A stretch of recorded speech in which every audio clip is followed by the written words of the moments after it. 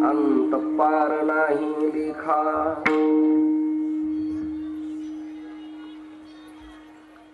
पुण्यसलीला इंद्रायणीच्या पवित्र तीरावर देहाबद्दल आसक्ती नसलेलं पवित्र स्थान दिव्हुया तीर्थक्षेत्री जगविख्यात संत श्रीमंत संत जगद्गुरु तुकोबाराय यांना जो अनुग्रह प्राप्त झाला त्या अनुग्रहाच्या दिनाचा अवचित्य साधून श्री क्षेत्र भंडारा तीर्थ क्षेत्र डोंगर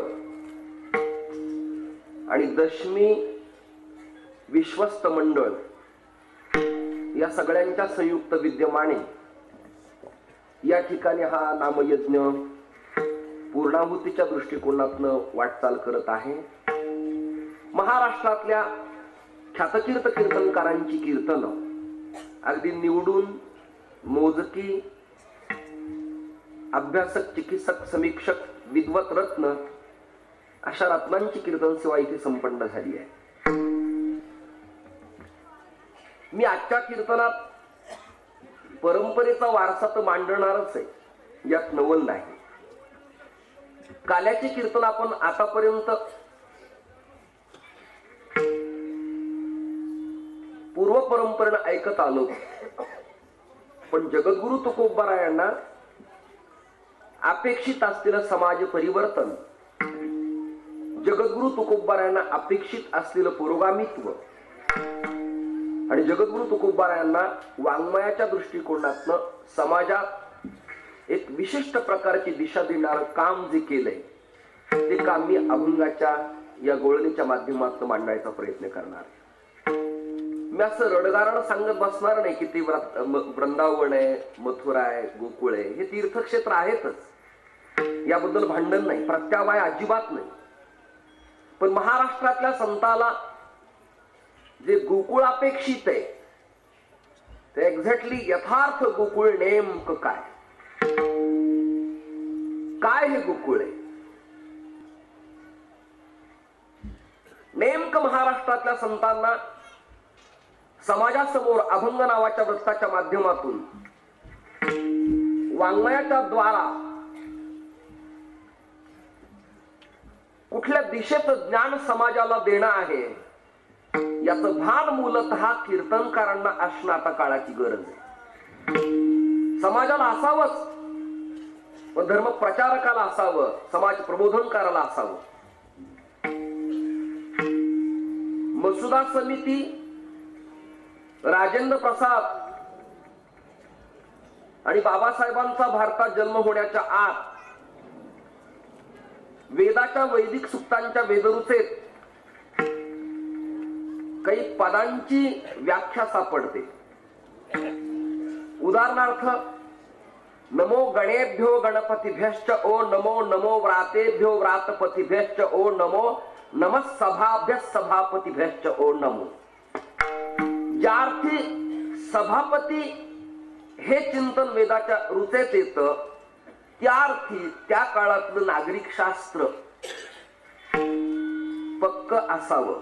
यत्र यत्र वह्नी तत्र तत्र धूमा हा जो नेम आहे न्यायाचा, तसं ज्या अर्थी सभापती पद सापडतं त्या अर्थी तिथे तेव्हा सभापतीच्या सभेत सदस्य असावे।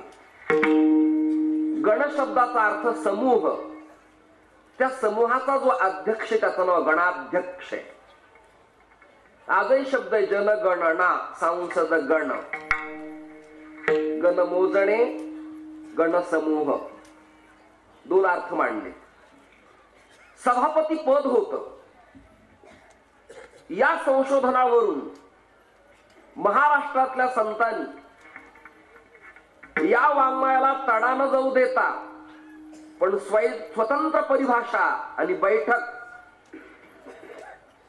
म्हणजे वेदशास्त्राचा प्रागतिक अर्थ, वाक्य नीट आहे का, प्रागतिक अर्थ सांगायचं काम त्या अभंगाच्या माध्यमातून कसं केलं त्याचं उदाहरण म्हणजे आजचं चिंतन आहे।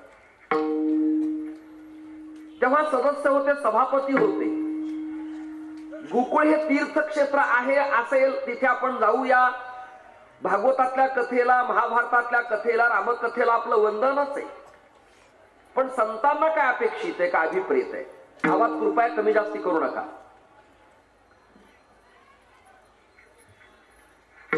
काय अपेक्षित आहे? हे गोकुळ नावाचं गाव आहे.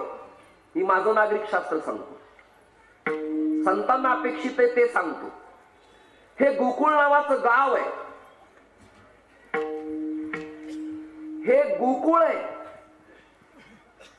हा इंद्रियाचा समूह आहे. हे देह नावाचं गाव आहे. या इंद्रियावरती कुलत्व करणारा इथे एक, या देहगावात राहणारा मनाजी नावाचा पाटील आहे.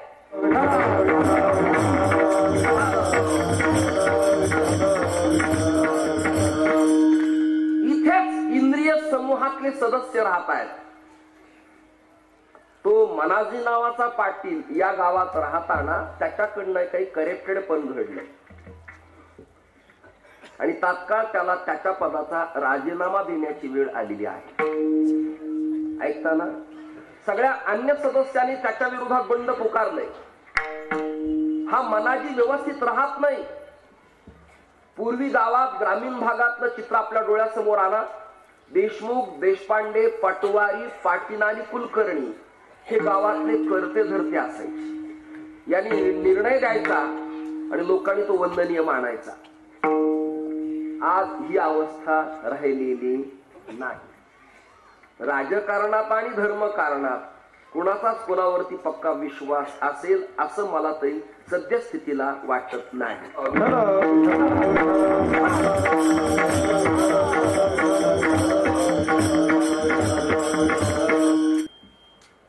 या मनाजीनं थैमान घातलंय.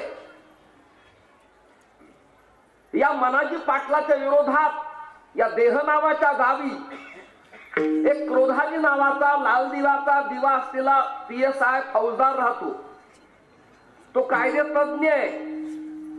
त्याच्या टेबलाच्या काचेखाली मनाजी पाटलाच्या विरोधात तक्रारीचा अर्ज कामनावाच्या कोतवालांनी केलाय. हे नागरिक शास्त्र बरोबर आहे नाही? कामनावाच्या कोतवालांनी तो अर्ज केलाय. कामनावाच्या कोतवालानं केलेला अर्ज पाहिल्यावरती क्रोधाजी फौजदाराची सुरुवातीला तळपायाची आग मस्तकाला गेली. मन उद्विग्न झालं. कधी या पाटलांना मी पकडेल आणि कायद्याच्या कचाटीत केव्हा यांना बांधील हा विचार करणारा PSI फौजदार कॅप काढून दीर्घ श्वास सोडत असताना अर्जात नमूद केलेलं नाव त्यांनी जेव्हा पाहिलं तेव्हा हे तर आपल्याला ग्रामीण लेवलला, ग्रामसभेला पोलीस पाटील संघटनेचे अध्यक्ष अमुक अमुक वल्लभ पाटील ही व्यक्ती असल्यामुळे या अर्जाचा विचार करावा लागेल हे त्याचं मतपरिवर्तन एका तासात पुन्हा झालं. संतांचं चिंतन असे की त्या क्रोधाजी नावाच्या फौजदारच्या हृदयातून एक स्त्री जन्माला आली. तिचं नाव ममता. तिचं नाव ममता. आपल्या जवळची ममता जोपर्यंत संपत नाही, नीट वाक्य ऐका, टाळ्या द्याल पण वाक्य नीट ऐका. आपल्या जवळची जोपर्यंत ममता संपत नाही तोपर्यंत भारतात समता होत नाही. हे वाक्य लक्षात ठेवा. ही ममता कायम आहे. मी म्हणत नाही तरुणी ममता मनाची मौल लिहितात. ते अहंकार तत्वरुची तेने पंचमहाभूतांच्या अभिव्यक्ती होय. वाट लावली या ममतेनं आणि या ममतेच्या पोटी एक मुलगा जन्माला आला. त्याचं नाव अहंकार. लटका, भ्रांत, अज्ञानी आणि अहंकारी हे चार जण परमार्थ साधनेला अत्यंत भयंकर गतिरोधक आहेत. अत्यंत भयंकर गतिरोधक आहेत. त्यात हा अहंकार परमार्थ साधनेच्या सिद्धीपर्यंत जाऊ देत नाही. म्हणून महाराजांचा एक अभंग असा आहे अहंकार नासा भेद जगी निंद्य ओवळा करवितो आत्महत्या निधी सत्या आतळो नातळे तो धन्ययाशी झाला वंशी दीपक तुका म्हणे गुरगुरी माथा थोरी धरोनी चाले. हा अहंकार वाट लावतो, यालाच ओवी आहे. नवल अहंकाराचे गोठी सगळ्यांच्या पाठातली आहे, वेळ वाया दौडत नाही. अहंकाराने वाट लावली. देह नावाचं उत्तम सुंदर सुकुमार समृद्ध प्रामाणिक आदर्श गाव पण ते आता घोटाळ्यांच्या मुळे नष्ट भ्रष्ट झालं. ऐकताय ना हे देह गाव पण घोटाळ्यामुळं आता बिघडलेलं आहे. आणि हे घोटाळे सामान्यांचे नाहीयेत, जे त्यातले तज्ञ त्यांचे. याची यादी काय? कामाजी कोतवाल याने नागविले बहुतासी हरिहराची आबरू घेतो म्हणा भय नाही. पुढे काय? जमदग्नी दुर्वास नाडिले महान ऋषी क्रोधादी फौजदार तूही मिळाला त्यासी. ही यादी आहे. जे करेक्टेड झालेत ना,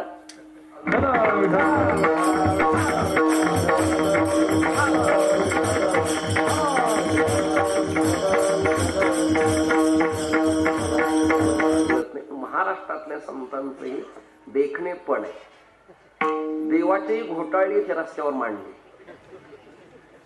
जणाबाई गंगाखेड तालुक्यातून आली आणि ती चंद्रभागेच्या तीरावर म्हणाली, अरे विठ्या मूळ मायेच्या तुझी रानरणती झाली. ब्रह्मसावित्री त्याचं कारण सेवकाच्या ढुंगानं मिळे धुंद झाला तुझा. राम अवतारात तुला नको तेवढं सहाय्य करणारे हनुमानजी साधं प्रमाणपत्र सुद्धा नाही. आणि विरोधी गटातला विभीषण आला, त्याला महसूल मंत्री पण.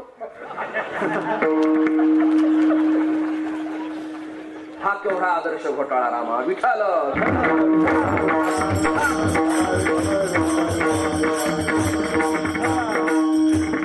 कुरुक्षेत्रावरील त्याचं तेच सेनयोर उभयोर मध्ये रथम स्थापयमेच्युत. हे अच्युत, दोन सैन्याच्या मध्यभागी रथ उभा केला. घोडे आले, किंचाळी फोडली, रथ उभा राहिले. सैन्य पाहिलं आणि अर्जुन म्हणाले, देवा मी युद्ध करणार नाही. का? माझे मामा आहे, माझे काका आहे, माझे गुरु आहेत. कळलं का? कृष्ण म्हणाले, जरी गुरु असले तरी जे गुरु सदैव गुरु करतात त्याला मारायला हरकत नाही. मी म्हणतच नाही गुरुने हत्वा ही महानुभावान. चुकलेत ना, लगा दो गोली सांबा कितना आदमी है. हा कुरुक्षेत्रावरचा शोध.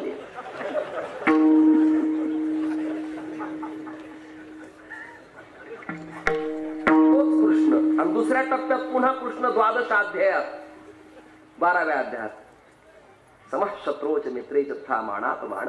अर्जुना, शत्रू आणि मित्र मला सारखेच आहे. मला तुझा चांगला धंदा आहे.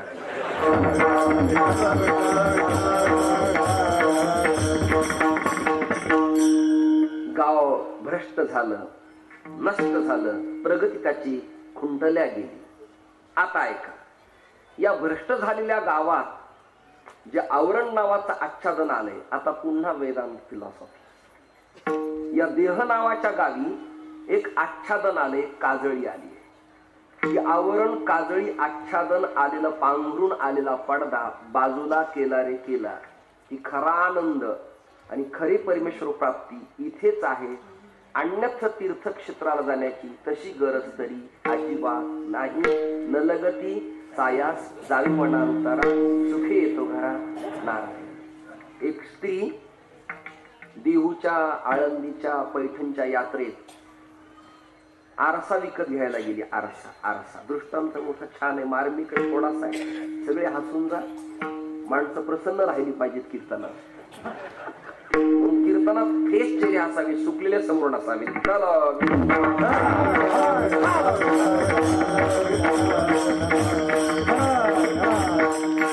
स्त्री आरसा विकत घ्यायला गेली भाऊ, आणि तिने पाहिलं. ती दुकानदाराला म्हणती, किंमत काय आहे? तिच्या भाषेत बोलावं लागेल ना मला. कीर्तन कीर्तन तत्वज्ञान तर आहेच, पण नवरस भरवी सागरू. इथे म्हातारी मांडत असताना म्हातारी स्वच्छ म्हणेल का, अरे केवढ्याला रे आरसा. तिचे दात नाहीत तेव्हा, गाल आत गेले, डोळे खोल गेले, सुरकुत्या पडल्या, वय झालं तिचं. तिच्या आवाजाला कंप पावला. जरा सायकिक मानसशास्त्र पाहला. स्वच्छ बोलेल का, कसा आहे रे आरसा असं म्हणेल का, आरसा कसा आहे, काय किंमत आहे बाबा. म्हातारी बोलतात तुम्हाला 20 रुपये. म्हणली मी तरुण होती तेव्हा 5 रुपयाला आरसा मिळायचा आणि चेहरा चांगला मिळायचा. तुम्हाला ही कधीची गोष्ट आहे ती म्हणे, लग्नाच्या आधी मी 10वी शिकत होते तेव्हाचा प्रसंग आहे. प्रसंग ग्राम्यच मांडायचं तर मग तसं व्हावे, तुका म्हणे अंगी व्हावे जे आपण. तुम्हाला आई तुम्ही जेव्हा तरण्या होता तेव्हा आरशात चांगलं दिसायचं. ती म्हणजे आता किमती वाढल्या आणि तोंड नीट दिसत नाही. आरशात बिघडे का तोंडात.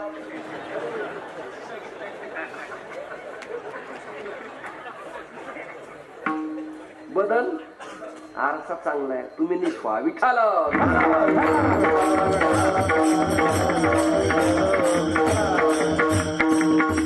इथे आत आलं जे आवरण आहे ते आवरण निवृत्त केलं रे केलं. या केबल मध्ये इलेक्ट्रॉन कंडक्टर धातूतून वाहकता वाहते स्पीकर वाले, बरोबर आहे ना. पण याला वरून आलेलं आहे कवच आवरण. यात करंट नाही का वायर मध्ये, करंट नाही का, नाही. वरचं काढणं हात लावा कसं गार वाटते. पण वरच्या आवरणामुळं आत कळत नाही. याच्यावर अजून एक दृष्टांत सांगतो ग्रामीण भागातला. शासनाच्या बऱ्याच स्कीमा चांगल्या बऱ्याच वाया गेल्या. बऱ्याच चांगल्या पण बऱ्याच वाया गेल्या. मग ते प्रौढ शिक्षण होतं बघा, होतं का नाही प्रौढ शिक्षण. एम यड, डी यड, बी यड, बीपी यड, बी एस बी यड, डी यड, बी यड, बी यड, बीपी यड, बी एस बी यड. शिकवायला बीएड एमएड आणि शिकायला ज्यांच्या गौऱ्या रॉकेलचा डबा सुतळी नदीला गेली आहे, बरोबर आहे. ज्यांना उठता येत नाही गुडघ्यानी त्यांना काय करायचं, तुम्हाला मरू द्या ना.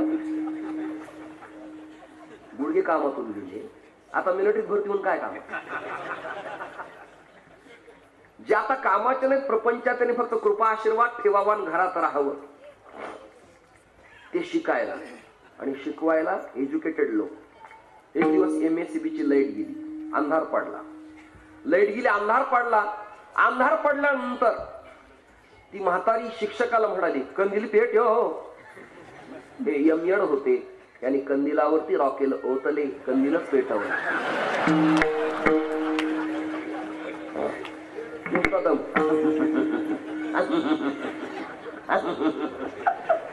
वयस्कर दमा लागलेला असता माझा. घंटा दीड घंटा कंदील शांत करण्यात गेला. आणि मग म्हातारी म्हणली, कंदील पेटो.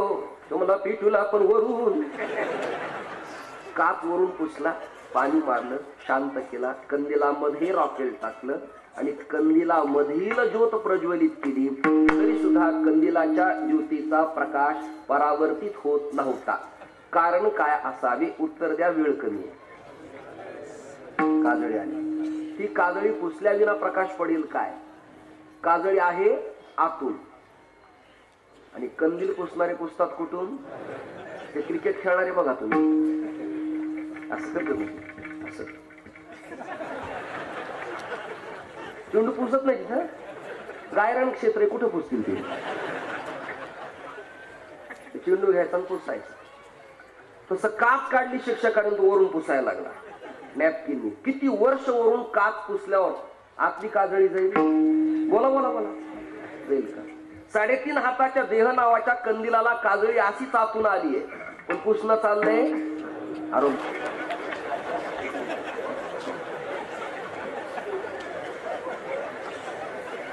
किती थोडं फरक पडेल का, फरक पडेल का. आता तुम्ही जरी साबण लावली आणि साबण भिंतीला लावून जरी अंग घासलं, ते बदल होईल का आता ह्या वयात. नाही होणार. एकदा काळ बदलला बदलला. किती मोदकन पेढे आपण ठेवले ते वर येईल का? येईल का? वर येईल का?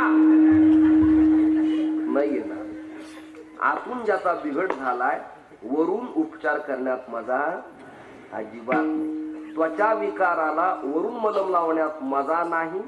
बद्धकोष्ठता जोपर्यंत व्यवस्थित होत नाही आणि ऊर्ध्वगामित्व अधोगामित्व नीट होत नाही तोपर्यंत वरच्या उपचारानं त्वचा इन्फेक्शन राहत नाही. हा जसा आयुर्वेदाचा नियम आहे तसं अध्यात्म विद्येच्या तत्वज्ञानाचा नियम असा आहे. आतली काजळी स्वच्छ झाल्याविना आतल्या ज्ञानघन परमात्म्याची ज्योत प्रज्वलित आणि परावर्तित होत नाही हा सिद्धांत. आणि ज्योत एकदा का प्रज्वलित झाली की या गोकुळ नावाच्या गावी आतल्या बाळकृष्णाचं प्राकट्य होतं. आनंदाला पारावार राहत नाही. पहिल्या चरणात हेच गोकुळीच्या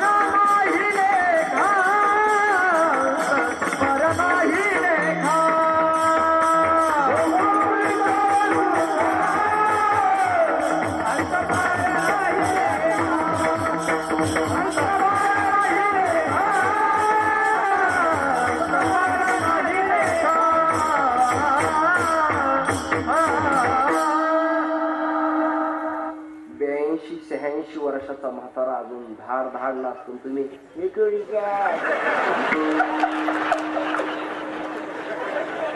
काय गुडघे गेले काय तुमचे सगळे? यांना सायकलवर बसवा सायकल रस्त्यात पंक्चर व्हा तेव्हा बघा पंप मारता. हे बघा ना वंदन केलं पाहिजे माणसाला. गोकुळीच्या अंतपार नाही त्याला लिहिण्याकरता किती बसवलं तरी मीश पारण याती परमेश्वराचा थांग पत्ता लाग. जन्मचे जन्म गेले माणसाला काही माणसं कळत नाही नेमका यांचा स्वभाव काय तर देवाबद्दल काय अनुमान लावावं असा परमात्मा इथेच आहे. तो इथेच ते गोकुळ आहे. एकदा का प्राकट्य झालं तैसा हृदयामध्ये मी रामू असता सर्व सुखाचा आराम. अडचणाशी झाली भ्रांतासी कामू विषय लख प्रकाश पडत नाही. ईशा वास्तमिदम सर्वम यत्किंच जगत्याम जगत तेला त्यक्तेन भुंजीत हा मागृतत्वस्य सिद्धनम. इथेच आहे तो परमात्मा. सर्वाघटी राम विठ्ठल जळी स्थळी. मग तू इथे नाही. आतला शोधा मी बाहेर फिरा. आतला शोधा. मी क्षमा मागतो. मी तीर्थयात्रा एकेकाळी गेलो. आता मला तीर्थयात्रेला जायची कुठे इच्छा राहिली नाही. देहूत 50 लोक मेले असं इतिहासात ऐकलं कधी? आळंदीत लोक मेले असं ऐकलं कधी? पैठणला मेले असं ऐकलं कधी?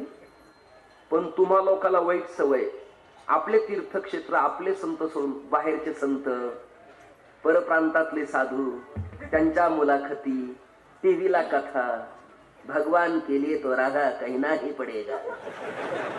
इकडे कमी का होय रे? त्याला एका तरी सूत्र ब्रह्मसूत्र अन्वय परिच्छेद व्याकरण तत्वज्ञान फिलॉसॉफी वेदांत न्याय कळतो का त्यांना? कळतो का? पण चाललंय राधा रानी के लिए तो विभजन करना ही पडेगा.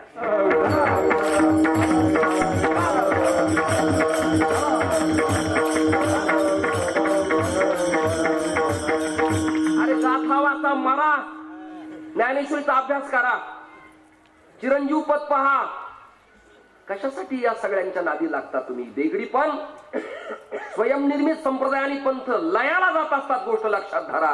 जावत कालपर्यंत चंद्र सूर्य आहेत तावत कालपर्यंत संप्रदाय राहील. एवढी ताकद या संप्रदाय. मी वंदनीय महाराजांच्या बरोबर 1995 पासून अनेक आखाडे साधू संत पाहिले. माझं हृदय भरून येतं. ज्ञानोबा तुकोबा दुसरे संत नाहीत, गाथा ज्ञानेश्वरी सारखा ग्रंथ नाही आणि वारकरी संप्रदायासारखा श्रेष्ठ पंथ नाही. मला कित्येक मंडलेश्वर पाहिले, साधू पाहिले, आचार्य पाहिले, पण कामाविन भिंत एवढं चिंतन सांगावून पुढे थांबावं. एवढा आनंद आपल्याकडे, एवढा आनंद. पण आपल्याला सवय बाहेरच स्वीकारायची. चॅनलला आपला बुवा दिसला कोणी ज्ञानेश्वरी पारायण, गातीचं चिंतन दिसतंय कोणी? महाराष्ट्रातलं दिसतंय का? कुंभाकडे सुद्धा परप्रांत्याची सत्ता आहे. बिहारी, MP वाले, उत्तरांचल वाले. आपले नाही. आपल्याला आमच्यावर चला म्हणलं तर म्हणजे तो काय आपला संबंध आहे का? मरा घरी विठाल.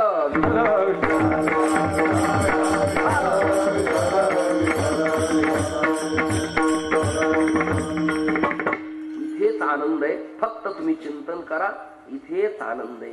ही योग प्रक्रिया आहे. हे वैज्ञानिक पण आहे. हे संशोधन आहे. हे पुरोगामित्व आहे. हे परिवर्तन आहे. इथेच आनंद आहे. गोकुळीच्या सुखात अंत पार नाही लेखा. किती लिहा, आता अन्य काही करायची गरज नाही. काय परिणाम झाला? किती सुख मांडत आहेत. काय झालं पुढे? बाळकृष्ण नंदाघरे, बाळकृष्ण नंदाघरे, बाळकृष्ण नंदाघरे,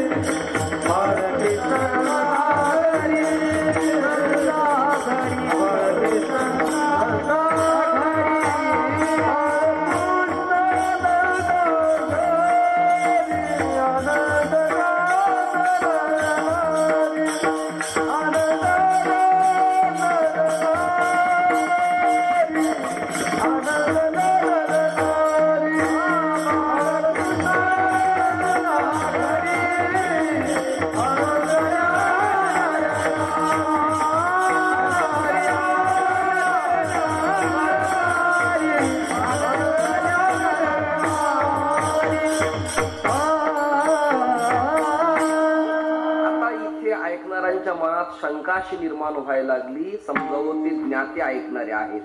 पहिल्यांदा तुम्ही गोकुळ गावाचा संबंध न सांगता देह नावाचंच गाव गोकुळे असं मांडलं. मग इथे बाळकृष्णाचा काय संबंध? आणि या नरनारी कोणत्या? बरोबर आहे ना? आनंदल्या नर नारी. कारण बाळकृष्ण नंदा घरी. जीव हाच जन्माला आलेला आनंद आहे. परमेश्वराचे 3 पद आहेत, सत, चित आणि आनंद. त्यापैकी आपण मानव देहाला आलो, या मृत्यूलोकात आलो, हा आपला आनंद आहे. याच नंदाच्या घरी यशम ददाती इति यशोदा, यश देणारी एक वृत्ती आहे. यश देणारी एक वृत्ती आहे. आणि त्या वृत्तीच्या उदरी बालसुखाचं प्राकट्य करणारा, कृकर्षती चित्ताला आकर्षित करणारा कृष्ण परमात्मा उदयाला आला. बाळकृष्ण नंदा घरी. तुकाराम महाराज अभंगाच्या 2ऱ्या चरणाच्या उत्तरार्धात आम्हाला तुमच्याशी तात्विक चिंतनाचं भांडण असं घालायचंय. आनंदल्या नर नारी. अन्य प्रमाणात तुम्ही असं म्हणता सकळासी येथे आहे कलियुगी उद्धार. यारे यारे याती भलत्या आधी शब्द काय आलाय नारी. इथे तुम्ही असा विचार का बदलला?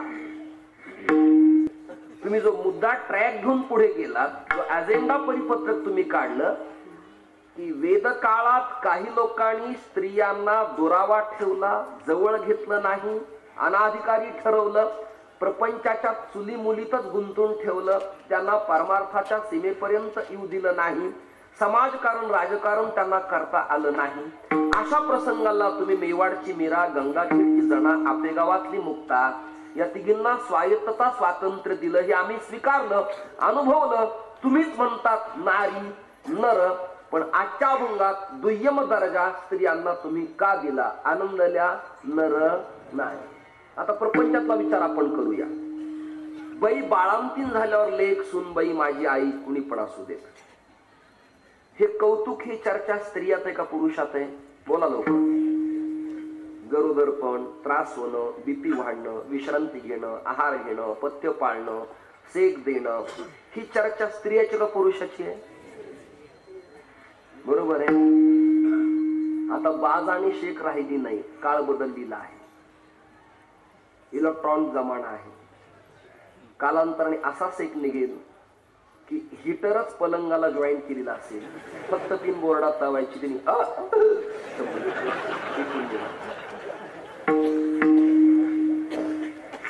दळणं, कांडणं, पाखडणं, निशणं आणि टिपणं हे प्रागतिक कालात संपलेलं आहे.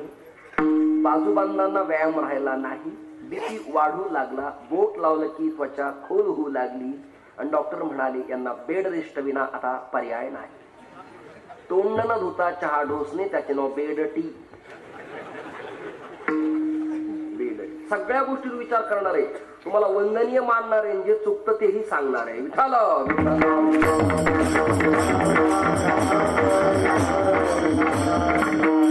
मला तुमच्याकडनं टाळ्यांचा कडकडाट पाहिजे. वाक्य नीट ऐका, सावध राहा सगळेजण. स्त्रियांना धर्मकारणाला, राजकारणाला, परमार्थ कारणाला स्वातंत्र्य स्वायत्तता असावी. वाक्य ऐकलं ना आता? पण स्वायत्ततेच्या नावाखाली स्वैराचार नसावा एवढं धर्माला मान्य संतांना वट संक्रांत, वटपौर्णिमा आणि संक्रांती विना ही माता भगिनी उंबरठ्याच्या बाहेर दिसत नव्हती. संगणक तत्वज्ञानाचा काळ आला, कपड्यांचा पुरवठा कमी झाला.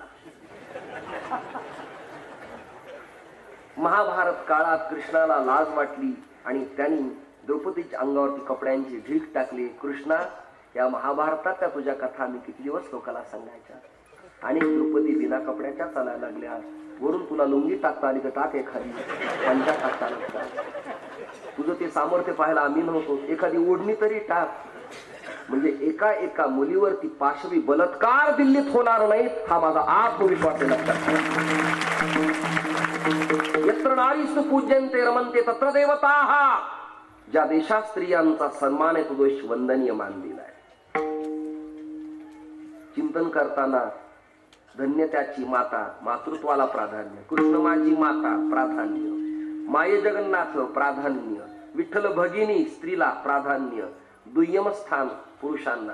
वेदमंत्रात सुद्धा मातृदेवो भव, दुसऱ्या क्रमांकाला पितृदेवो, आधी माता, नंतर नुसता पिता.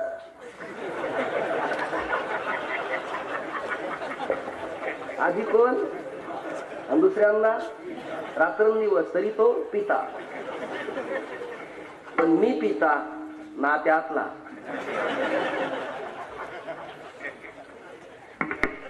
हे दिहू गावातलं तपस्थळीतलं कीर्तन आहे ना, हे एवढे ज्ञाते लोक आहेत की करोडो गाथ्याचे पारायण या भूमीत झाल्यामुळे इथं संप्रेक्षण आणि ऊर्जा मला जाणवते. हा माझा आत्मविश्वास. इथला कण न कण ऊर्जेनं संप्रेक्षण देणार आहे, ही ऊर्जा प्राप्त करणार आहे. इलेक्ट्रॉन इथे प्रसिद्ध, ही गोष्ट लक्षात धरा. इथल्या विद्युत लहरी आणि इथलं हवामान हे आरोग्य वर्धन करणार अशा प्रकारचं आहे. म्हणून साधनेला हे पवित्र स्थळ आहे. इथे नारींना दुय्यम दर्जा का दिला? आनंदल्या नर नारी. आता प्राधान्य कोणाला दिलंय? नर. नर म्हणजे पुरुष नाहीत का? आनंदल्या नर प्राधान्य कोणाला दिले? बोला वरचे लोक. ह्या दोघांना नर. नारीला दिलंय का प्राधान्य? नारीला का नरांना? तुम्हाला नरांना कळत नाही का रे?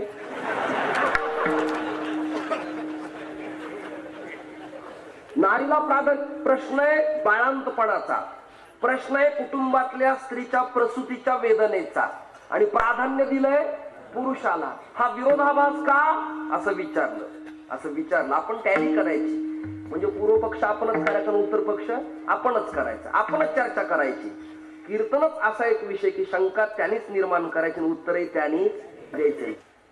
नरांना प्राधान्य का दिलं? ऐका. परमेश्वराच्या अवताराचे प्रकार आहेत 6 गर्ग संहितेत, भागवतात संहितेत 24 आणि वारकरी संतांनी मानले 10. 3 मुद्दे तुमच्या समोर मांडले. त्यात एक परमात्म्याचा नरनारायण अवतार आहे. कोणता अवतार आहे? नारायण. आज नरांना, नीट ऐका, नरांना ईश्वराच्या दर्शनाचा हृदयकमल परागात साधनेनं योग आल्यामुळे, वाक्य नीट ऐका तरच कळेल, नरांना साधनेनं हृदयकमल पटलातील या गोकुळातील नारायणाचा दर्शनाचा योग आल्यामुळे नरनारायणाला ऐक्यस्थिती प्राप्त होते.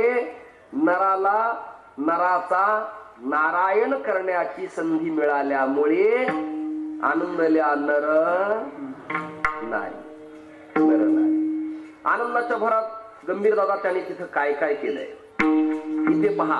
एवढं प्रांगण आहे, काय मंडप सुंदर आहे. पुष्पगुच्छ लावले, सुंदर सुंदर वृक्षवल्ली लावली आहे. स्त्री पुरुष एका कक्षात आहेत. अन्नदानाच्या पंगती चालू आहेत. सुंदर शांतीचा वारा अंगाला झुंबत आहे. उंच असं स्थान आहे. साधनेनं ते संपन्न आहे. तसाच इथे प्रसंग असा की आज आनंदाच्या भरात त्यांनी काय काय केलं? गुडिया तोरणा, गुडिया तोरणा,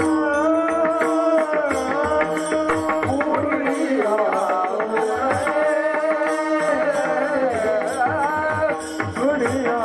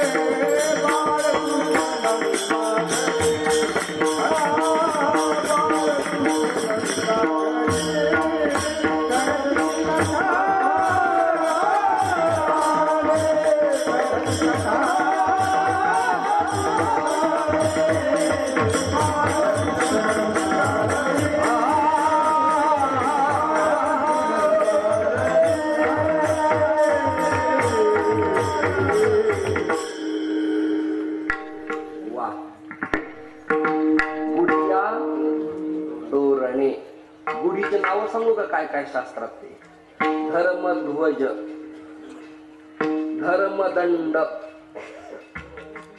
ब्रह्मदंड, वैष्णव त्रिदंड, पताका, धर्मध्वज आणि गुढी. विठ्ठल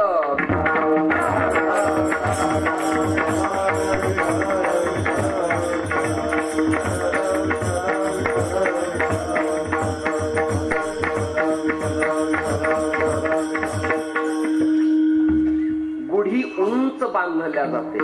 त्याचं कारण असे, आपली मानसिकता, आपली वृत्ती, आपला आचार, आपला विचार, आपली भावना अशा उच्च विचाराची टॅली करणारी असावी, समीक्षा करणारी असावी. गुढिया तोरण कशासाठी? ते मांगल्याचं, समाधानाचं, आनंदाचं प्रतीक आहे. गुढिया तोरणे करीती कथा. उदाहरणार्थ कृष्ण आणि राम जन्माच्या प्रसंगाला कोणत्या कथा झाल्या असाव्यात? कृष्ण जन्म प्रसंगाला कथा सांगणारे कोण असावेत? करीती कथा, गाती गाणे. गाणे कोणते असतील? कोणते असतील? भ्रमरगीत, गोपीगीत, विनुगीत तर भागवत कालामध्ये, व्यासांच्या कालात. त्याआधी हे जे जन्म झालेत त्या प्रसंगाला कथा सांगणारे कोण? कथा नेमकी कोणती आणि केव्हा सांगितली? विठ्ठल.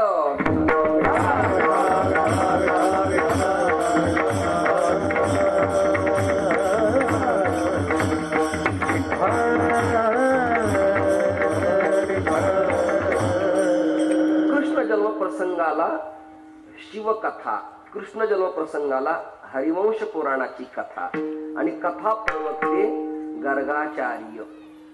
प्रश्नाचं उत्तर दिलंय. वेळ आपल्याला कमी आहे. प्रसंग अष्टमीचा, मास श्रावण.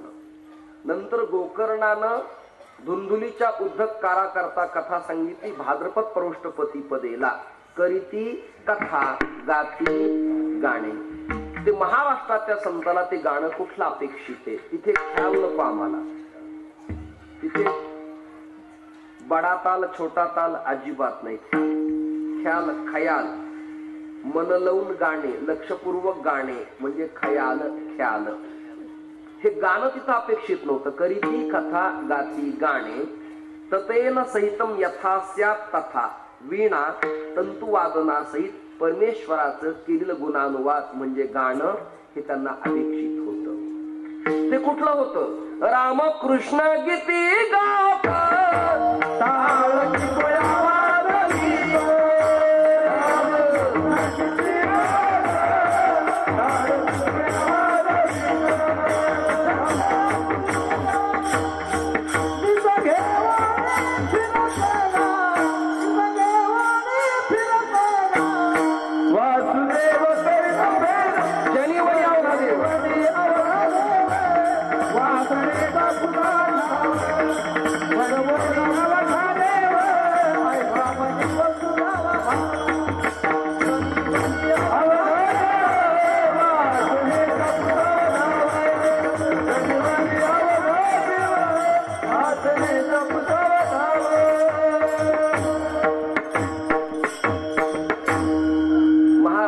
संताला दोन नाव अपेक्षित होते, राम आणि कृष्ण.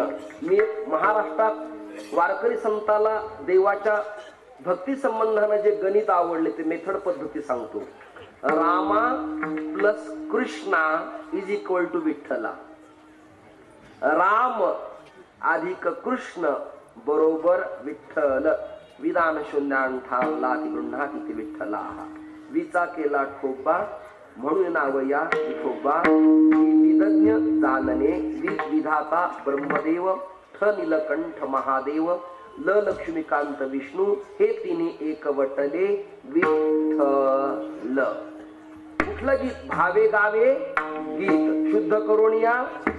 क्षमा मागू का? हे दिहूतलं कीर्तन आहे. आपल्या ज्या चाली आल्यात ना, चाली, मी कुणाबद्दल, आपण सगळे ज्ञाते आहात, परंपरेचं पालन करणारे आहात, पण बऱ्याच दिंड्यात काही चाली अशा रिमिक्स झाल्यात त्या आता कानाला नको नकोशा वाटतात. पहिलं हरिपाठात ठरलेल्या चाली होत्या. ज्ञानदेवा प्रमाण युक्ती देवी ज्ञान.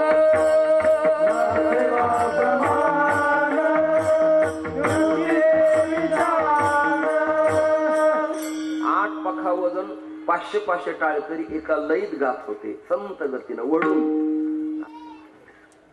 आमचे वंदनीय रामकृष्ण महाराज या चालीरीती खूप छान जपतात. हे जे वस्तुस्थिती आहे ती वस्तुस्थिती मान्य करावं लागत.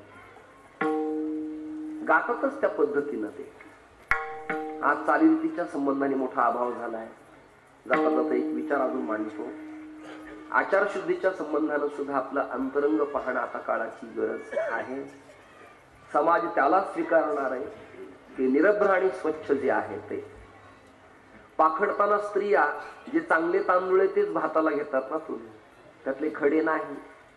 तसं तुम्ही आता पाखडा, तुम्ही आता जाणत येणं गुरु भजीजे विठ्ठल.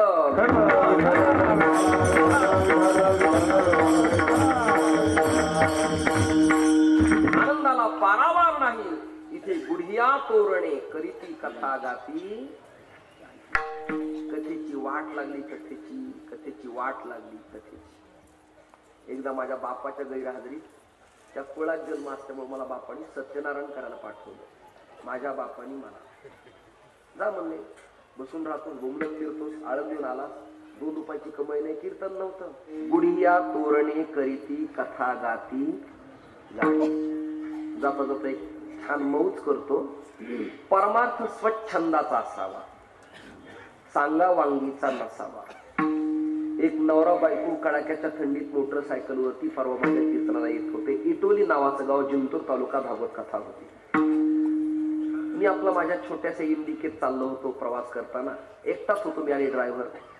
ओळखीचे होते दोघे नवरा बायको. महाराज म्हणले आम्ही तुमच्या कीर्तन. म्हणलं किती थंडी पडली ताई, तुम्ही गाडी बसा मागे, मी पुढे बसतो ड्रायव्हर जवळ. ती म्हणली नको नको महाराज. अहो म्हणलं बसा ना मोकळी गाडी. नको म्हणली, मी यांच्याच बरोबर येते. म्हणली का? म्हणली मी गेले माग तशीच निघून जाते. म्हणलं तसं कसं? म्हणजे माझ्या नादवाद आले. म्हणजे त्यांना आवडलं. नादवाद अतिशय घातक. नादर वादळ नको, स्वच्छंद पाहिजे. आमच्या गावात एक नाटक झालं. माझ्या एका मित्राने स्त्री पात्र केलं नाटकात बरं का. स्त्री पात्र पूर्वी बालगंधर्वापर्यंत पुरुष स्त्री पात्र करायचे, तेव्हा भारतात मर्यादा असावयाची, अंडरलाईन. घटनेच्या स्वायत्ता आणि स्वातंत्र्याच्या नियमाप्रमाणे प्रत्येकाला आज हक्क आहे. त्यांनी स्टेजवर जायला पाहिजे, त्यांनी काय करावं त्याचा निर्णय आपण बोलण्यात मजा नाही. आकाश फाटले ठिगळ लावू नका. नाटकात काम केलं. ते मिशा वगैरे काढायच्या, लिपस्टिक लावायचं, स्वच्छ करायचं, केसाचे वगैरे सगळे पुण्यातून कपडे न्यायचे, दागदागे न्यायचे. 6 महिने नाटकाचे आमच्या रिहर्सल. तबला वाजवायला मीच, डग्गा पांडीत घ्यायचा आणि ढाले होते मोठाले असे. शमशुद्दीन ताजुद्दीन सय्यद नावाचा माझा मित्र पेटीला आणि मी तबल्याला. नाटक रंगात आलं. 26 जानेवारी नाटक स्टेजवर झालं. टाळ्यांचा कडकडाट अप्रतिम त्यांनी गायलं.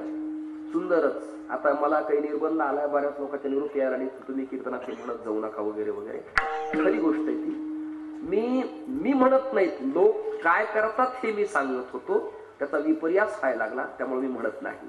अतिशय गोड स्वर कीर्तिशिलेदार बकुल पंडितांच्या मुखातून निघणारे काही नाट्यगीत बाहेर पडायचे उत्तम तऱ्हेने. आवाज इतका सुंदर, ओठ गालावरची खळ, नेत्र कमलाकार कुरळे केस, स्त्रियांचा अभिनय फिका पडेल एवढ्या टाळ्या त्यांनी घेतल्या. माझा मित्रच तो.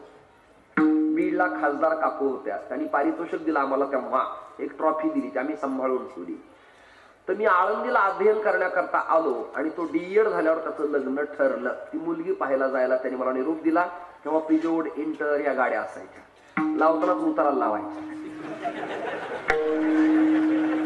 एकच दिवा एकच, कुंडली कवरदारी. आणि नवरदेवाला वेगळं मेकअप करायची गरज नाही. पडदेवर केल्यावर माती आपण आत यायची. आम्ही मुलगी पाहायला गेलो गंगेच्या किनाऱ्यावरती. मुलगी पाहिली, साखर पान वगैरे हे काय काय म्हणतात त्याला, त्याचा पेढे हातात दिले, खडी साखर पाया पडून रुपये 10 रुपये द्यायचे. मी गेलो, त्यांनी मला आळून देऊन बोलून घेतलं, तू ये बर का मुलगी पाहिजे. म्हणलं बायको तुला करायची, मला पाहून काय करायचं?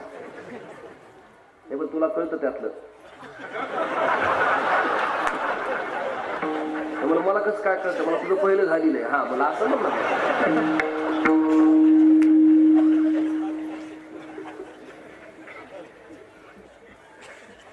गेलो तर आम्ही ती मुलगी पाहिली. आता मुलीकडची हुशार असतात आणि मुलाला मुलीकडच्यानी चौकशी केल्या, देवा तिला लग्न करूच नाही आता सध्यास्थितीला, खरंच चौकशी करावी. मुलगी पाहिली, मुलगा पाहिला. आता ते सुपारी फोडणार आणि ताटावरती बसणार. तेवढ्यात त्याला विचारलं, अरे सुमंत, ही मुलगी कशी वाटली तुला? मी विचारतो, मला सुंदरच. मुलीकडच्यानं थोडं बाजूला घेतलं त्याला एका खोलीत आणि विचारलं, मुलगी कशी वाटली? तो म्हटला छान आहे. म्हटले हे छान वाटतं ना, हे 4 लोकांना सांगा. मुलगी पसंत झाली म्हणजे कसं आहे, एकदा मोकळं चाकळं बोललो म्हणजे बरं. एवढ्या मोठ्या पटांगणात बैठकीत तो आला आणि त्याला विचारलं कशी काय मुलगी, तुम्हाला काय बोलायचंय, मला तिच्यात माझ्यात कसला फरकच वाटत नाही, कळलं का? अजिबात.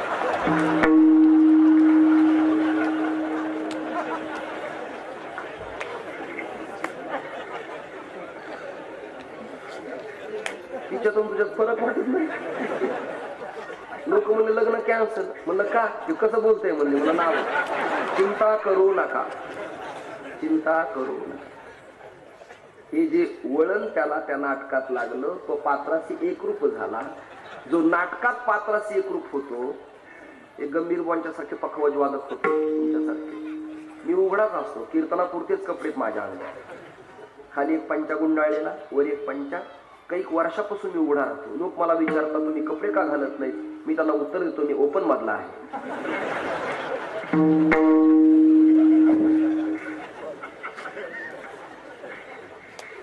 ओपन म्हणजे उघडच नाही का. मी उघडा झोपलो, माझ्या शेजारी गंभीर बुवा झोपले. त्यांना पखवाच्याशिवाय करमतच नाही. ते बसले तरी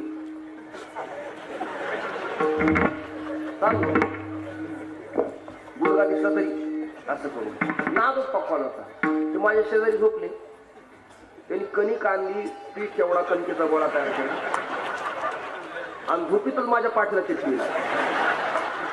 असं असं करताना मला बरं वाटलं. म्हणजे दुनियात आपल्यावर प्रेम करणारा पहिला माणूस पाहिला.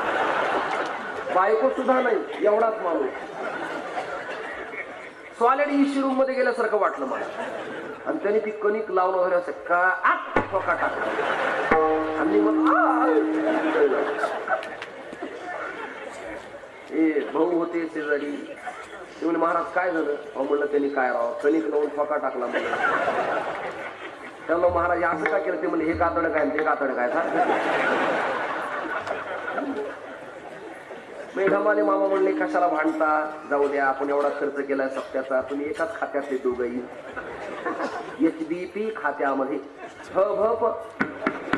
ज्या बुवा लोकांचे लग्न होत नाही त्यांनी तिकडच्यांना सांगा मुलीकडच्याला मी HBP मध्ये काम करतो. म्हणजे त्यांना एक कंपनी कळत नाही आपले होऊन जातात. मी माझं तसंच करून घेतलं. आमची ही म्हणाली म्हणा तुम्ही रुजू कधी होणार आहेत. मला मी ब्रेकवर आलोय. कणिक लावल्याचं सोडून द्या. हे म्हणले जाऊ द्या कणकीवर थापीवर भागले. याने जर हातोडीने स्वर लावला असं तर काय केलं. दृष्टांत संपला. छंद माणसाला सामान्य व्यवहारात असे लागतात. तर परमेश्वराचा एकदा का छंद लागला, त्या मनाला मोहिनी घातली रे घातली की सांगतेच्या चरणात महाराज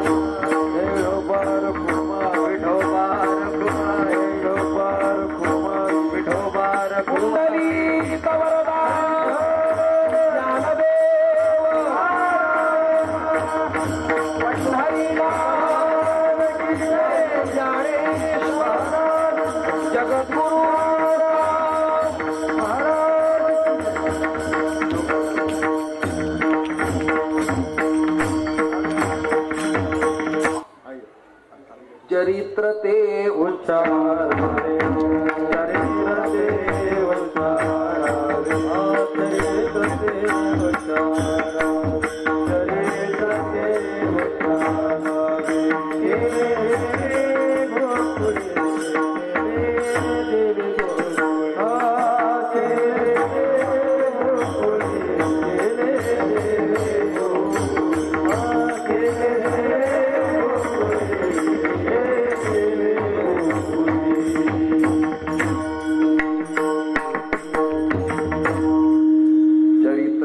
उच्चारावे गेले देवे गोकुळी. त्याला साहित्यिक मानसशास्त्र सांगितले महाराष्ट्राच्या संतांनी.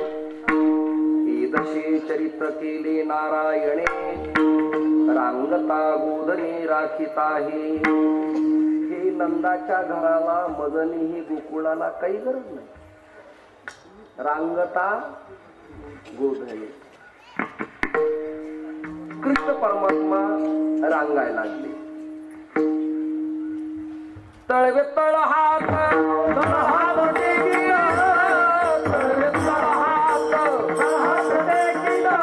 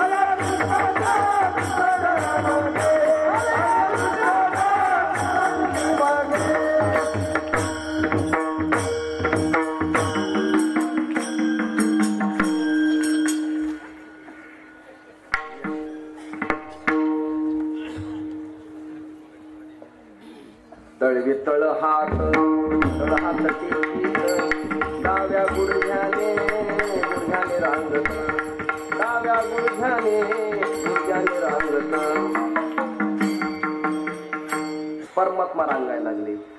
मोठ्या नजाकती करणारी 10-20 मिनिटात आणि थांबलाय. कृष्ण चरित्र अतिशय ललामभूत करणार आहे. त्यातनं काही सामाजिक चिंतन मांडायचे आपल्याला अगदी 10-20 मिनिटात. परमात्मा रांगत असताना कृष्ण डाव्याच गुडघ्याने का रांगले?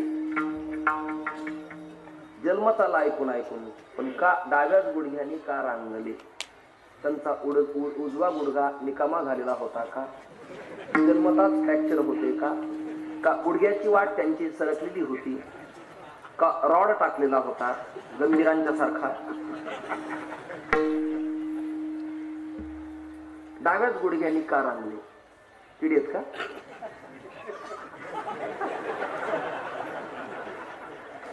आमच्यावर किडी पडायला सुरुवात झाली. वागणे एवढे उत्तम असल्यामुळे. मार्मिक उत्तर देतो, सगळे हसा आणि पुढे जातो. कृष्ण डाव्याच गुडघ्यानी का रांगले? त्याने त्याच काळात डाव्यांना प्राधान्य देऊन पाहिले. आता आपण नवीन काय किस्सा गिरवत आहोत याचे आत्मपरीक्षण ज्याचे त्याने करावे. परमात्मा रांगत असताना त्याने डेऱ्यात हात घातला. हे काय का तुम्हा सगळ्या जणींना माझी प्रार्थना आहे. सगळ्या जणींना तुम्ही खूप शिका, सर्वोच्च पदावर जा. प्रामाणिक सांगतो, वस्त्र अलंकार दागदागिने भरपूर घाला, शृंगानं नटा खटा देखणेपणा ठेवा, पण एक वाक्य ऐकतो, भारतीय संस्कृतीची मर्यादा आणि लाज राखा. ही तुमच्या दिल्लीच्या सुवर्णाच्या तख्तावर इतिहासाच्या समग्र अभ्यास केला तर खानदेशाची कन्या एक स्त्री शक्ती दिल्लीच्या सर्वोच्च पदावर राष्ट्रपती झाली, पण डोक्याचा पदर, हातातला तुडा आणि कपडाचं तिकडे कायम ठेवलं याची लाज आपल्याला वाटते. आमच्या बीडला काकू खासदार 20 वर्ष होत्या, पण इथपर्यंत पांढरी चोळी, सोन्याच्या पाटल्या, दागदागिने, कपाळभर कुंकू, अंगभर वस्त्र आणि हातभर चुडा.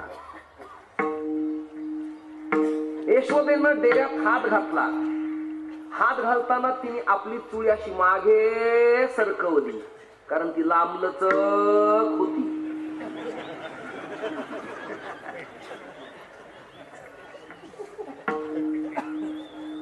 अशी चुळी मागे सरकवली आणि डेऱ्यात हात घातला. कन्हैया हाताला लागला. वर काढलं कन्हैयाला. ती म्हणली, लाला तुझे काही चोट तो नाही आई? तुला कुठे लागलं तर नाही? लाला म्हणला, तू माँ कैसी पगली है, ए रवि मुझे क्या करने वाली है, मैं ऊपर के रवि का बाप हूं. श्लेष ज्यांना कळला त्यांना धन्यवाद देतो. परमात्मा घाटातच का गेले त्याचं कारण असे, त्याला सूचना द्यायची आपल्या जन्मदात्या आईला, यशोदे मी जसा या घाटात आहे तसा प्रत्येकाच्या घाटातही याचं तुला भान असावं. सर्वा घटी, प्रत्येक ठिकाणी मी विराजमान आहे, मी समान आहे याचं भान तुला असावं या करिता. कन्हैया देखणेच दिसताना कंदर्प कोटी कमनीय विशेष रूपम गोविंदमादि पुरुषम तमहम भजामि. कोटी सूर्याचं तेज त्याच्या मुखावरती विलसत होतं. देखना परमात्मा, पायात पैंजनाचे वाळे, वाळा बांधलेला, लालबुंद ओठ आणि सप्तस्वराचा साथ चढवणारी बासरी कन्याच्या ओठावरती असायची. परमात्म्याला पाहण्यासाठी एक गवळण आली. परमात्मा उभा राहायला लागले आणि ओरीच्या ओट्यावरती बाहेर उभा राहिले. एक गवळण आली. कन्हैया तिला बोलेना, चालेना, हालेना, डुलेना. कन्हैयाकडे ती आली आणि कन्हैयाच्या खांद्याला खांदा मारला. खांद्याला खांदा मारल्याबरोबर कन्हैया म्हणाला, हिचा घर नंबर लिहून घ्या. हिचा घर नंबर लिहिला. घाटकोपर, रामाबाई शाळेच्या उजव्या हाताला घर नंबर 36. पेंद्या, वडजा, वाकड्या, मधुमंगल, सुदामा, श्री श्यामा रात्रीच तिच्या घरी अचानक गेले आणि पती आणि पत्नीच्या मध्यस्थानावरती त्याने ते मुंगूस सोडले. मुंगूस आणि मांजर गप्प बसणारा प्राणी नाही.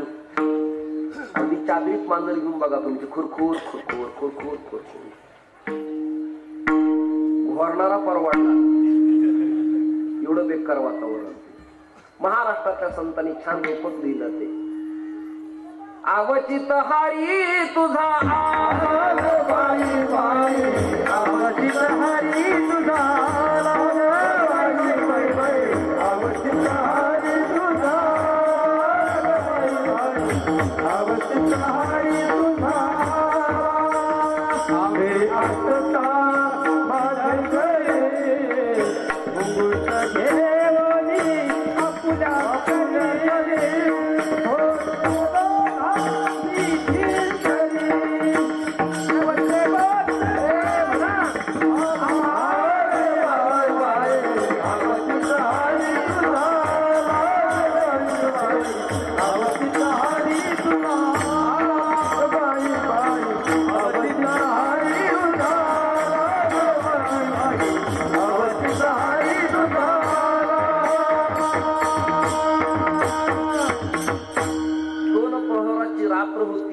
निजमंदिरात मी विश्रांती करत होते.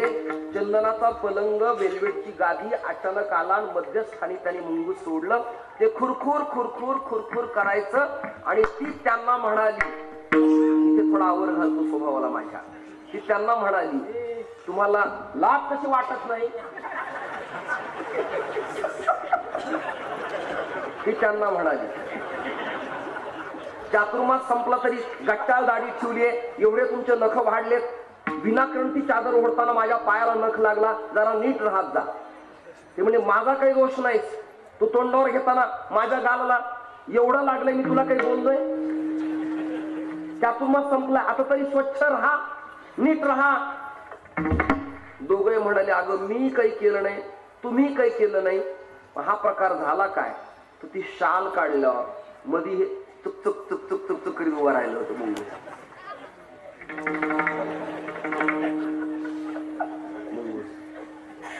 ती म्हणाली, तुम्ही याला कशाला आणलं? तू म्हणला, तू कशाला आणलंस? एकदा माझ्या जुन्या लग्नातले, लग्न जुनं नाही तर काय नव्हे का आता माझं, लग्नातले फोटो पाहताना मी माईला विचारलं, अगं हे पाहुणे तुझ्याकडचेत का? आपल्या खुर्च्याच्या पाठीमागे उभा राहिलेत लग्नात ते. ती म्हणे, माझ्याकडचे नाही, तुमच्याकडचेच आहेत. मी म्हणलं, माझ्याकडचे नाही, ते मधलेच. मुंडके मधले. तसं यांनी केलं नाही, त्यांनी केलं नाही, हे आलं कुठून? तिला शंका आली म्हणून खिडकीतून डुंकून पाहिलं तर हा स्मित हास्य करत होता. बासमती तांदळासारख्या ज्याच्या धवल शुभ्र दंत पंगती आहेत, साहित्य रस स्वाद ऐका. गालावरती केसाची बट आली, खळ पडली, परमात्मा स्मित हास्य करतात. तिने त्या रूपाला पाहिलं. ती म्हणाली, लाला काल मी तुझ्या खांद्याला खांदा मारला आणि तू मुंगूस सोडलंस का रे? चल तुला मी पकडते. तो म्हणला, नाही ना मैया. कन्हैया दुसऱ्या दिवशी आला. ती झोपली असताना तिच्या ओठावरती मिशा काढल्या. कशा काढल्या? दही घेतलं, लोणी घेतलं आणि तव्याच्या पाठीमागलचं काळं घेतलं. तव्याच्या पाठीमागील काळे. आता गॅसवरील तव्याला काळे राहिलेले नाही. आणि त्या गॅसवरील भाकरी खाल्ल्यावरती हिदिल्या गौरी साठ्या वाटतात. चुलीला लावलेली तापलेली खरपूस भाकरी, वाह क्या बात आहे. मला तर एवढ्या मिरच्या एवढं पिठलं पुरत नाही, पण चुलीवरची भाकरी असली तर. नाही तर शहरात हवंय का? तुमचं डोंगलं खावंय का? एवढ्या चकत्या द्यायला पुऱ्या मला तुझं डझन भर लागते.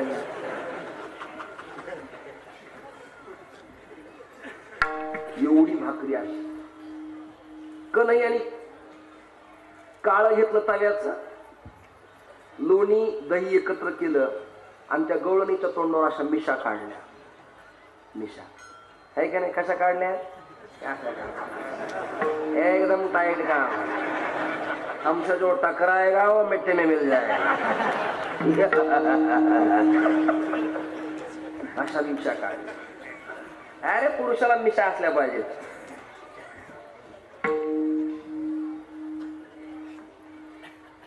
मिशा काढल्या, तिचा हात मांडीवर ठेवला झोपीतच. पहाटे सासू उठली. ती म्हणली, आमचं खातीस, नांदायला आमचीच, लेकीसारखं सांभाळते, तरी मी म्हणते लोणी दही संपतय कस? तिला खाल्ल्यावर भान नाही, तिचा वायका भांड आहे. त्याचा हात पुसला आणि खुशाल माझ्यावर दंड कुठती ती. तिने ते बेल न घेतलं आणि खटकीन तिच्या हात. ती म्हणली, मी नाही. ते कोणी केलं? ती म्हणली, मी केलं नाही, कुणीतरी आलंय. कोण आलंय? तर हा आलता. याच्या लिला खूप आहे, खूप लिला आहे, बऱ्याच लिला आहे. काही गावातल्या गवळणींची तक्रार आली, वेळ खूप कमी असल्यामुळे. कन्हैया, आता इथे सामाजिक चिंतन आहे का? तुम्ही कोण्याच कीर्तनातून ऐकलं नाही, हे लिहून ठेवा. मी स्वाभिमानाने सांगतो, प्रेमाने सांगतो, लवचिकपणाने सांगतो.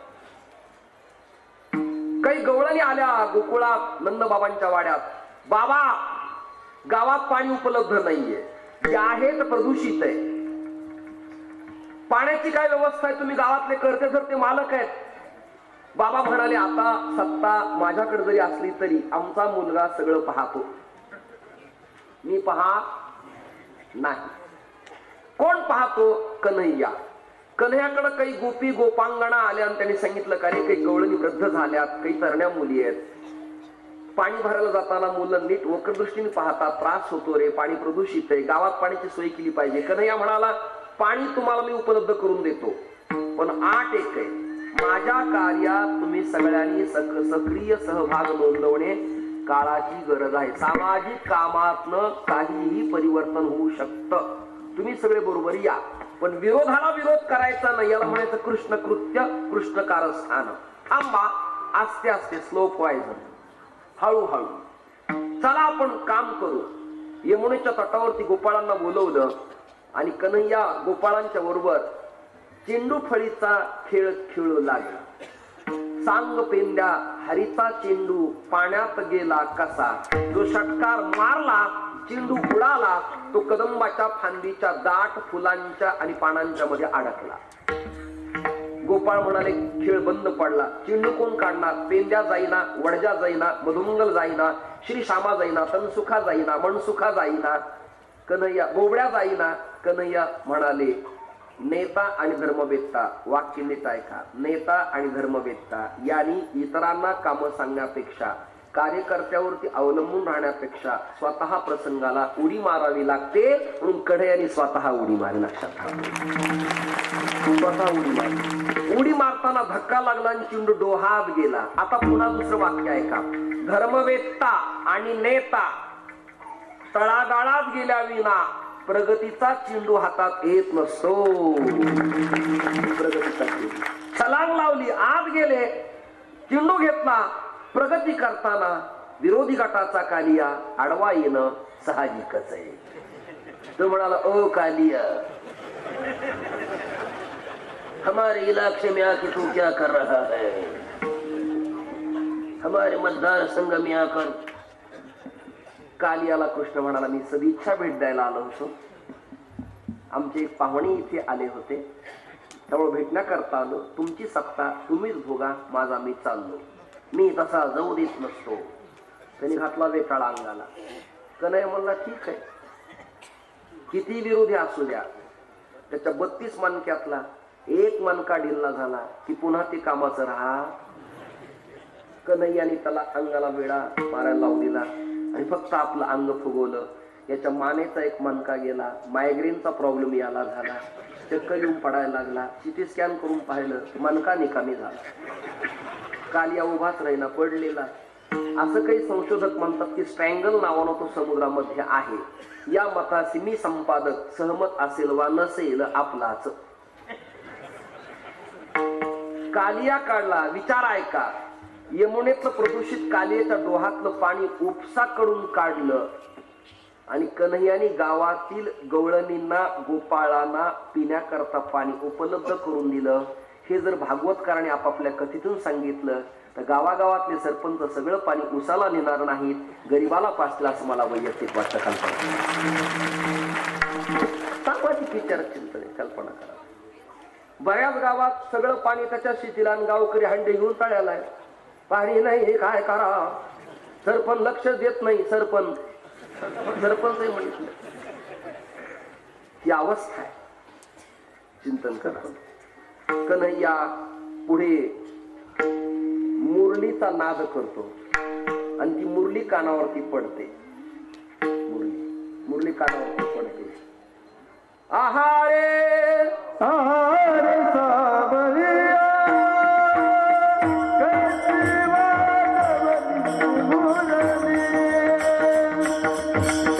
आहारे सावरिया कैसी वादवली मुरली.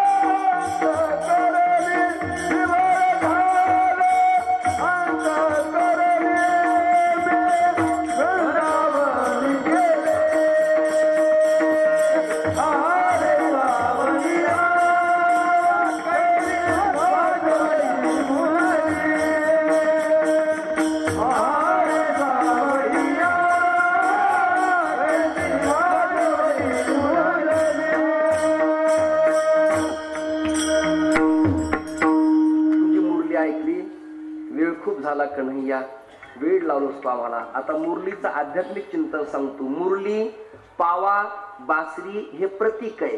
आपली चित्त वृत्ती त्याच्या चरणी मुरणे, त्याचं नाव मुरली. मुरली लोणचं घातल्या गोड लागतं का 2-3 दिवसानंतर? दह्याचं थालपीठ केल्या गोड का दुसऱ्या दिवशी? मुरल्यानंतर. वक्ता विद्वान महात्मा मुरल्यानंतर गोड लागतो. मुरणे, मुरणे, मुरलं पाहिजे. ती मुरली एक. दुसरा अर्थ असा, मुरली दुसरं काही नाही. वेदांत फिलॉसॉफीत मुरली या शब्दाचा सरळ अर्थ असा आहे, सोहमध्वनीचा नाद. कोहम कथमिदम जातम हा प्रश्न जेव्हा विचारला तेव्हा ही मुरली दुसरं काही नाही, तू परब्रह्म आहे याची अनुभूती देणं. सहा अहम मी परब्रह्म आहे याची अनुभूती सोहमध्वनीचा नाद मुरली बासरी कन्हैयाने वाजवली. वृंदावनी वेणुकवनाचा माई वाजे, वृंदावनी वेणुकवनाचा माय वाजे, वृंदावनी वेणुकवनाचा माय वाजे, वृंदावनी वेणुकवनाचा माय वाजे. तिरुनादे गोवरुनादे उच्चप सरोणी मयूरवी नादे, मग पाहता आसती यादवरादे. वृंदावनी वेणुकवनाचा माय वाजे, वृंदावनी वेणुकवनाचा माय वाजे, वृंदावनी वेणुकवनाचा माय वाजे. हा बासरीचा आवाज ऐकला आणि त्या गावात एकामागे एक संकट कंसाच्या सत्तेतनं गोकुळात यायला लागलं. जे समृद्ध निर्मल ग्राम योजना राबवलेलं गोकुळ गाव आहे, गोकुळ गाव.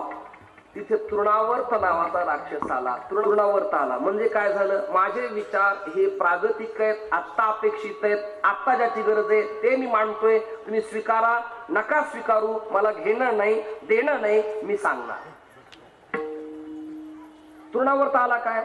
तृण शब्दाचा अर्थ आहे गवत, केर, कचरा. तृण म्हणजे गवत, केर, कचरा. हे ढिगचे ढिग गावातून पडायला लागले. स्वच्छ गोकुळ गाव कन्हैयाने ते ढीग एकत्रित केले, आवरले, आवर्त आवरणे एकत्रित केले. एक परसाचा खड्डा खांदला, यमुनेच्या पाण्याचा प्रवाह ओळवला, नद्या जोडणे अभियान.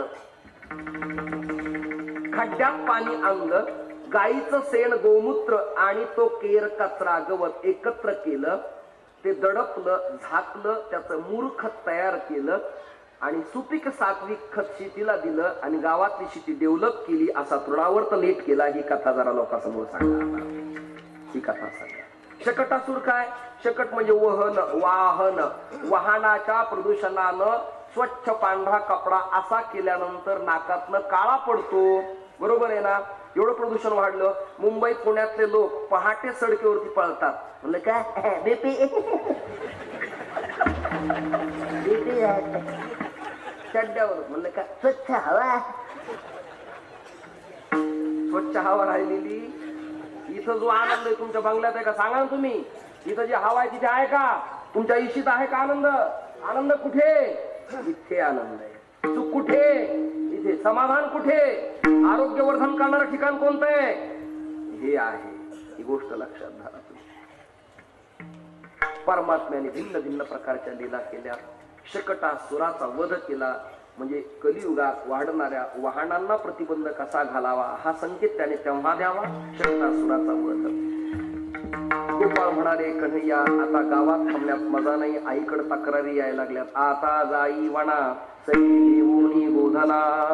परमात्म्याने गाई घेतलेत, गोपाळ घेतलेत आणि परमात्मा सगळ्या गोपाळांना नदीकडं, किनाऱ्याकडं, यमुनेच्या तीरावरती प्रांगणात गायी चारायला जात असताना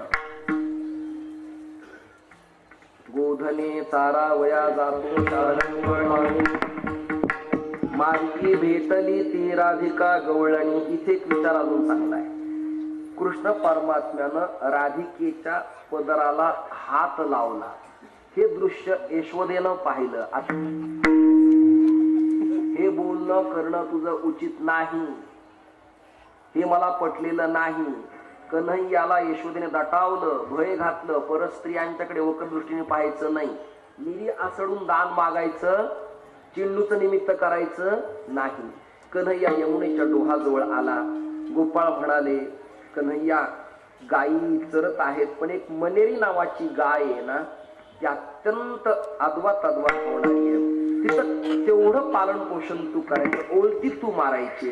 चंचलही मन कृष्ण प्रमाती बलवत दृढ, मन हे चंचल चपळ, ही जी गाय मन ओढाय ओढाय उभ्या पिकातील, ही मनेरी अत्यंत घातक आहे, ही वासना ओढाळ आहे, या गायीची ओळती तुम्ही मारा. परमात्म्याने त्या गायीची ओळती मारली.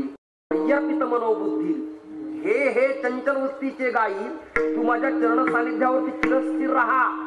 बाकीच्या गायी चरत आहेत, रवंत करतात, कदंबाचं सुंदर पैकी शीतल छाया आहे, पश्चिमेचा वारा अंगाला झुंबत आहे, पक्ष्यांचं पूजन चाललं, संथ मंद गतीनं वायू वाहतोय, यमुनेचं खळखळ खळखळ वाहणारं पाणी आहे. सर्व जाती धर्मातील, गोत्रातील, वर्णातील, प्रांतातील, लिंगातील सगळे गोपाळ एकत्रित आलेत. आनंदाला पारावार नाही. काला म्हणजे समरसता, काला म्हणजे एकता, काला म्हणजे साम्यता, नाद ब्रह्माचं मिलन काला, जीव ब्रह्माचं ऐक्य काला, हरिनामाचं सेवन म्हणजे काला, सत्संगतीतला आनंद म्हणजे काला, समत्वम योग उच्चते म्हणजे काला. असा हा काला समरसतेचा, एकतेचा भगवान कृष्ण परमात्म्याने केला. आणि काला करताना एक लक्षात धरा, काला तर प्रसाद आहेच, ही आपली परंपरा आहे, पण कृष्ण परमात्म्याने काला करण्याचा मूळ हेतू असा आहे. भारतात, महाराष्ट्रात आजही कित्येक ठिकाणी अन्न पाणी न मिळाल्यामुळे कुपोषित दीन दुबळ्यांचे लेकरं मरतात. कळलं का? ज्यांना मिळत नाही त्यांच्या मुखात क्विंटलभर धान्य दान करणे हा खरा काला ठरेल, असा माझा वैयक्तिक विचार लक्षात आहे. कुपोषितांचा बळी जाऊ नये. उद्याच देवगडला माझं या विषयावरती व्याख्यान आहे, संत शासन मालेत कुपोषितांची बळी. उद्याच्यालाच कन्हैयाने काल्याच्या माध्यमातून नाही देखील ते मिळे भोग सुखाचे सोहळे. दिन दुबळ्याच्या गरीबाच्या मुखात बासुंदी द्रवासारखा उत्तम उत्तम पदार्थ दिला आणि तृप्तीचा ढेकर त्यांना दिला. असा कोणी राजसत्तेतला कृष्ण, असा कोणी केंद्र सत्तेतला कृष्ण, असा कोणी अध्यात्म सत्तेतला कृष्ण अपेक्षित आहे की दिन दुबळ्यांच्या मुखात एक घास भरून काला पूर्ण करील, याची अपेक्षा समाजाला आहे, याचं भान समाजाला असावं. मी आपल्याला प्रार्थना करतो. परमात्मा काला करताना एक आड घातली, आपापल्या घरी जा, आपापल्या शिदोरी आणा, असं का त्यांनी सांगावं? एकट्याने संपूर्ण विश्वाला पंगत दिली असती, एकट्याने सप्ताह केला असता, पण त्यांनी सगळ्यांना बरोबर का घेतलं? त्याचं कारण आहे, लोकवर्गणीतनं काम झाल्यानंतर त्यात वैयक्तिक कुणाचा अहंकार सतावत नसतो, हे लक्षात धरा. मी सगळ्यांच्या शिवरे आणण्याची प्रार्थना केली. गोपाळ म्हणाले कन्हैयाला, कन्हैया आमचं घरी कोणी नाही, नका करू दुरी मज पाया वेगळे, एक करा कृष्णा, जरा ऍडजस्टमेंट करून घ्या. मग कन्हैया म्हणाला ऍडजस्टमेंट म्हणजे काय? तेव्हा एक गोपाळ म्हणाला, सांगतो कृष्णा तुला, ऐक. एका मुलाचा शर्ट पुढे फाटला होता, ऍडजस्टमेंट. एका मुलाचा शर्ट पुढे फाटला होता, तो फाटलेला शर्ट त्याने समोरचा भाग पॅन्टीत इन केला, झाकलंही आणि फॅशनही झाली. बरोबर आहे ना? झाकलंही फॅशनही झाली, पण शर्टाचा मागलचा भाग त्यांनी खाली सोडला. मी त्याला विचारलं, हा नवीन प्रकार काय? पुढचा शर्ट आत घातलास, मागलचा भाग खाली सोडलास. तो म्हणाला तो पुढे फाटला त्यामुळे आत टाकला, मागे फाटल्यामुळे तो खाली सोडला. ही ऍडजस्टमेंट जर सामान्यांना करता येते तर परमार्थातल्या सत्तेतल्या माणसाने ऍडजस्टमेंट करावी का न करावी? माझ्या जीवनात मी वादकाला, गायकाला, कलाकारांना, विद्वानांना, महाराज लोकांना, टाळकऱ्यांना, स्पीकरवाल्याला कधी बोललो नाही. जरा ऍडजस्टमेंट केली पाहिजे, आपल्यातल्या आपल्यात आपण बदललं पाहिजे, परिवर्तनशील व्हायला पाहिजे, प्रेमानं हात फिरवला पाहिजे. काय तुमचा आवाज गोड आहे, काय तुम्ही छान गायलं, काय आपल्यातून वाजवलं. आपलेच लोक आपला क्रोधभाव निर्माण करून आपल्यात भेद निर्माण करतात. त्यामुळे प्रेम, सुख, शांती, समाधान हिरावल्या जातं. पाठीला हात फिरवला पाहिजे. नवीन नांदाला सुनेला सासून म्हणून, बेटा संक्रांतीचा सण आहे, पूर्णाचा स्वयंपाक मी करते, तुझ्या ताटात तुपाचा हात लावते, तू जेवण कर बाई, हळदी कुंकाला जा, माझी साडी घाल, दागिने घाल. तिला वाटतं जन्म आईने दिलाय, पण खरं प्रेम दिलंय सासूनी. आणि ती मग स्वयंपाक करते, सासूला पाठ टाकते, रांगोळी घालते, तोंडात घास भरवते, सासूच्या डोळ्यात पाणी येतं. जन्म मी लिकीला दिला, पण खरं पालन पोषण करणारी माझी आहे सून हीच लेक. हा विचार समाजासमोर जायला पाहिजे. हा विचार लोकांसमोर जायला पाहिजे. नाही तर सासू म्हणली ना, लग्न झालंय 15 वर्ष झाले, स्वयंपाकच येत नाही, सपाट पायाची, भावल्यावर येतं, चालताच येत नाही, वाटलं केलं घरातून, आम्हाला का दुसरी मिळत नव्हती का, कशाला आली घरातून. ती म्हणती 20 वर्ष सांभाळत किंवा टोंगळा जर मी 2 महिन्यात नाही ना बाजूला काढला तर माझे नाव ठेवून म्हणून जरा बदललं पाहिजे. बदला, तुम्ही बदला, आपण बदला, सगळे बदला. बदलल्या विना परिवर्तन हा निसर्गाचा जन्मसिद्ध हक्क आहे. तस्मै श्री बर का गुरवे नमः नाही, तस्मै श्री कालाय नमः हा याज्ञवल्क्य स्मृतीचा सिद्धांत आहे. बदललं पाहिजे. आपण सगळेजण आलात आणि भंडारा तीर्थक्षेत्रात आपण या ठिकाणी आलात. जुन्या अध्यात्माच्या सनातनी विचाराला, वैदांतिक सूत्र परिभाषेला भौगोलिक, आध्यात्मिक, राजकीय, सामाजिक नातं घालत घालत परिवर्तनाचे विचार मी देण्याचा काही प्रयत्न केलाय. आपल्या सगळ्यांच्या चरणावरती माझा माथा नतमस्तक करतो. आपण सगळेजण आलात. ज्या महाराष्ट्रातल्या संतांनी ही सामाजिक उत्थानाची क्रांती केली, डार्विनचा उत्क्रांतीवाद आहे, पण महाराष्ट्रातल्या संतांचा क्रांतीवाद आहे, तो समतेचा क्रांतीवाद. असा हृदयाला येऊ अशी प्रार्थना करतो आणि माऊलींचं भजन घेतो. ज्ञानेश्वर